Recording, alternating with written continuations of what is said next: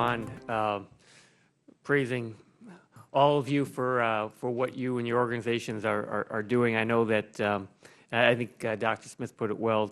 Said that their goal is to inspire, educate, and connect.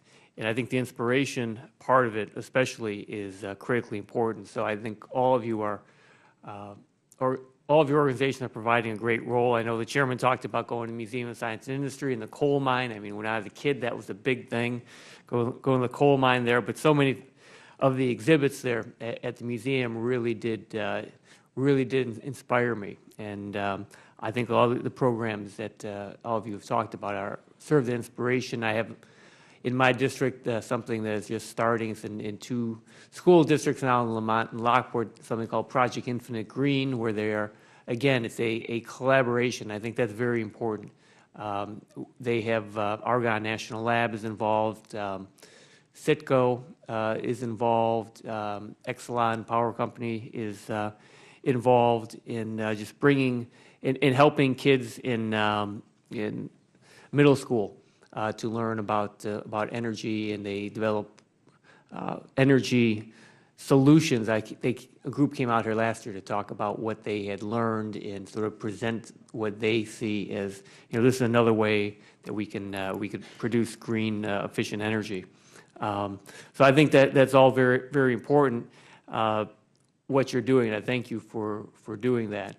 The Chairman Smith had really focused on the federal role and not having that overlap. I don't know if there's anything else that anyone wanted to add about the role that federal agencies are doing that are, in addition to anything that you said, either about direct funding, public-private partnerships, collaborations, other support, or anything that you see that they can do or can do better in this area. Is there anything anyone want to add on that? Dr. Smith? I guess I would add one thing. In business, we're always putting in many things to go develop our talent, and that's largely what STEM education is about. It's providing the resources, the capital, how do we get the training, all of that. Government has a similar role. It just takes a different form in terms of how those tools, resources, capital, et cetera, get applied.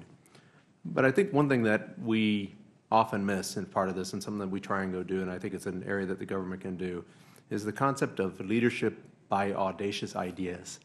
Putting out something that is really challenging for the industry, challenging for science, technology, engineering professionals, that could be an incredibly powerful thing. And if you look at the history of where we've had great advances in this country, it doesn't take necessarily a moonshot. Certainly a moonshot inspired me and another generation of people to get into this industry. But things like ARPANET created the entire internet. There's many other ways. So bringing that inspiration, bringing that leadership by audacious ideas can be very, very powerful, and it'd be something that I would actually recommend that we spend some more time thinking about as a country. Thank you. Dr. Bertram? Yeah, thank you. There are 2 or 3 things that I think are very important. And not only we focus on STEM, but we also need to look within the pipeline and the opportunities that are in front of us that we're not taking advantage of. For instance, the percentage of girls in STEM education, and specifically in engineering, and minority students. And I think the thing that creates fatigue in all this discussion are all the excuses that we find for not engaging certain types of students in this work. And there are all kinds of examples. I'll give you one. Toppenish High School in Yakima, Washington, a school with nearly 100% free and reduced lunch, a school with over 90% minority population. Their principal was just named National Principal of the Year. Their test scores are going up exponentially, and it's a school with over half their students in Project Lead the Way. And these students can do this work. We have a school here at Davidson High School in our engineering program that now has over 40% girls. We have all kinds of examples where people are breaking through and not accepting excuses for low performance. And I think the thing that we can continue to focus on is having high expectations for all students and encouraging other students to enter this pipeline. One other thing is the public-private partnerships and the opportunity for engagement, and really the insistence that we work together in all sectors to bring urgency to this work. And one final thing, we heard early on the active nature of this subcommittee. And I would suggest to you that it is critically important that it continues to be highly active and continue to focus on the urgency of this work across our nation. Thank you. Thank you. And hopefully we'll have, I want to come to Ms. Ingram, if we have a second round, we can come back, possibly do that. So, but I'll yield back right now. Thank you. A couple things I wanted to mention. One thing is any programs that any of you are doing, certainly I would encourage you to invite members of Congress local in their districts or out here in D.C., anything that we can do to help. Certainly we're interested in doing that.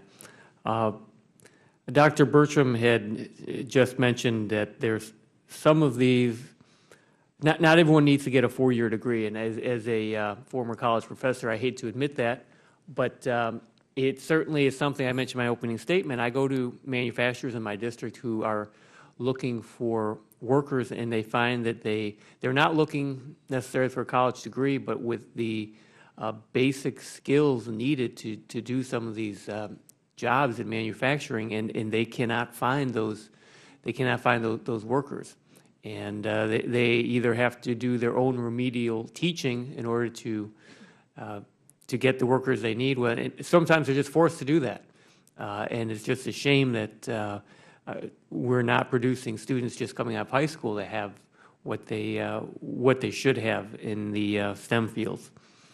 But I want to go back to Ms. Ingram. You had mentioned in your testimony, and you had also mentioned it here about NSF's Advancing Informal Science Learning Program.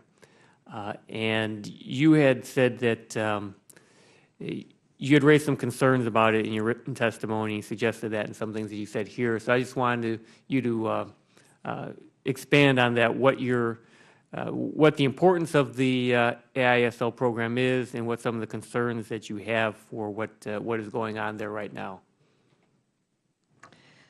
Thank you. NSF has really taken a redirection. If you look at the list of awardees in recent years, it is going heavier and heavier to university research projects. And whereas all of us in the scientific field believe in research and evaluation, we know, as I said before, what's going to make a difference is impacting the people, the youth, the programmatic experiences, the public engagement in exhibitions.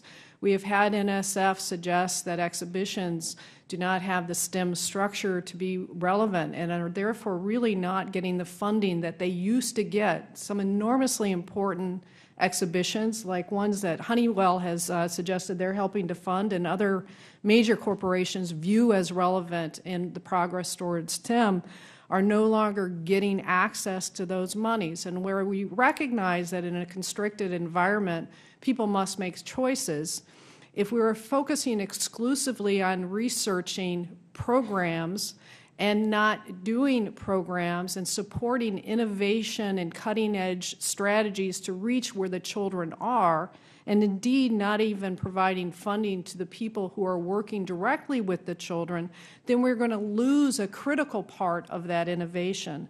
So yes, we have asked, and we will continue to ask, that NSF reconsider its rationale for altering the ISE program, and to consider offering future solicitations that re-emphasize the importance of direct programming and delivering educational experiences for students, teachers, and public engagement.